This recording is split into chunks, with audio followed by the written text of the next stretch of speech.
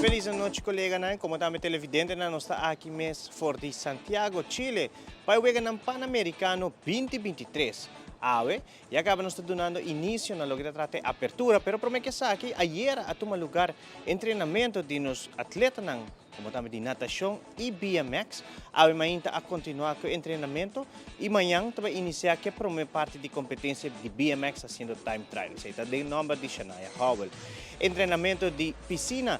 Ayer estava Michael Schreuders como também Patrick Groters e a unina também Elizabeth Temer. Ayer ainda Elizabeth também treinar, pero parte tarde e não assim aqui. Na competência na mesta iniciar já domingo agora aqui e durante o full resto de semana também tem competência no que trata natação, BMX também tem mira competência já domingo e depois de finalizar essa aqui. Durante o seguinte dia não mais atleta lo chegando aqui mesmo na Santiago, delegação completo lo está chegando a última pessoa e depois a delegação completa para o resto de semana está completa. Seguro também via Pan-Americano, nós podemos tomar nota de lo qual trata a hospedagem de nossa delegação, junto com o chefe de missão Jonathan Weaver, que também está dando nos rondleiding IMS via Pan-Americano.